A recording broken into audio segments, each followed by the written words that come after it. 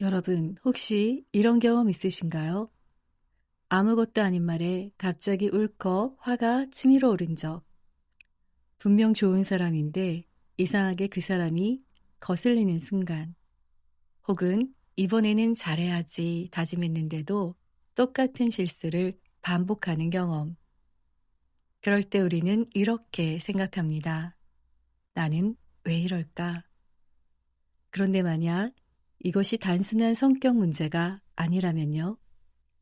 만약 내 안에 내가 모르는 또 다른 내가 살고 있다면요. 심리학자 칼융은 이것을 그림자라고 불렀습니다. 그리고 놀랍게도 이 그림자는 우리 인생의 문제를 만드는 원인이기도 하지만 동시에 우리의 잠재력을 깨우는 열쇠이기도 합니다. 오늘 영상에서는 이 그림자가 무엇인지, 그리고 왜 우리가 반드시 이 그림자를 만나야 하는지 함께 이야기해 보겠습니다.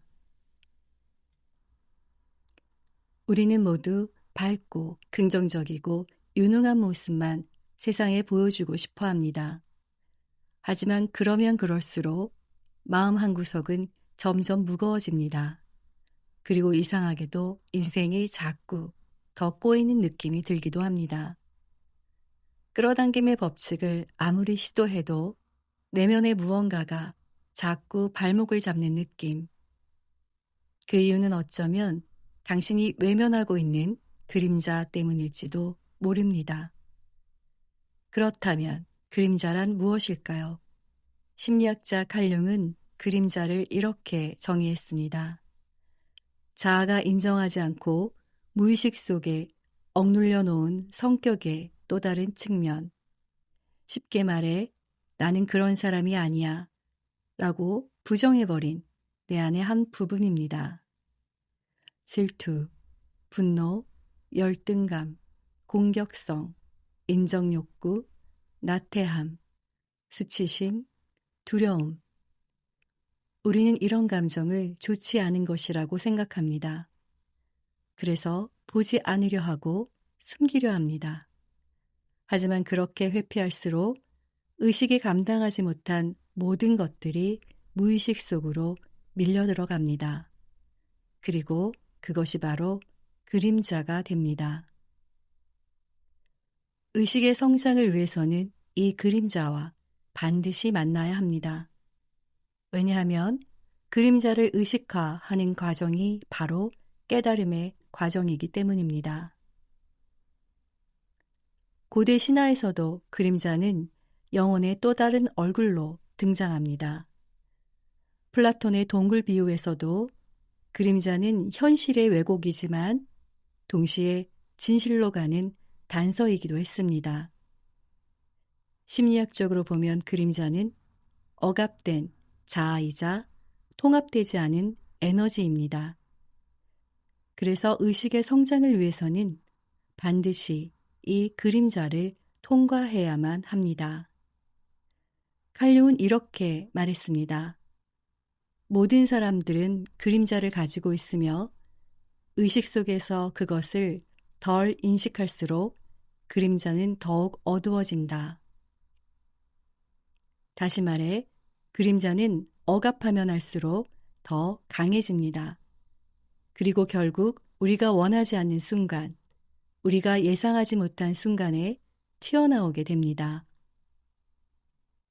그렇다면 일상 속에서 그림자는 어떤 모습으로 나타날까요? 첫 번째는 이유 없는 분노입니다. 평소에는 온화한 사람으로 알려진 A씨. 그런데 어느 날 보고서에 오타가 많다는 지적을 듣자 갑자기 참을 수 없는 화가 올라옵니다.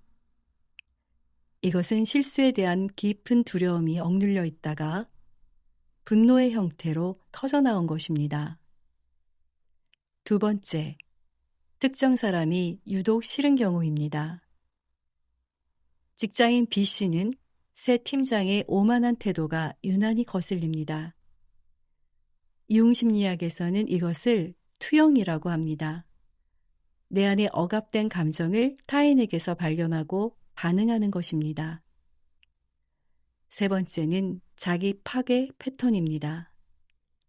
직장인 C씨는 어렵게 직장을 구했지만 상사에게 반항적인 행동을 하게 됩니다. 그리고 결국 갈등이 생기고 직장을 떠나게 됩니다. 이것이 벌써 세 번째 반복입니다. 이것을 그림자의 자기 실현이라고 부릅니다.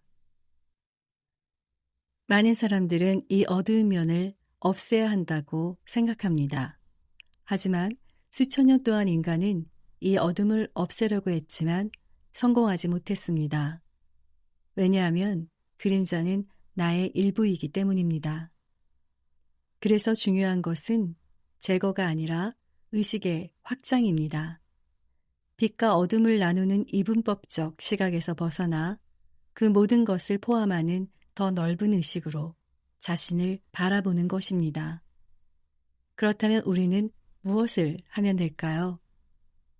첫 번째, 관찰하기입니다. 감정이 올라올 때, 지금 이런 감정이 올라오고 있구나. 도망치지 말고 그 감정을 바라봅니다. 두 번째, 인정하기. 이것도 나야. 판단하지 않고 그대로 인정합니다. 그 순간 그림자의 힘은 조금씩 약해지기 시작합니다.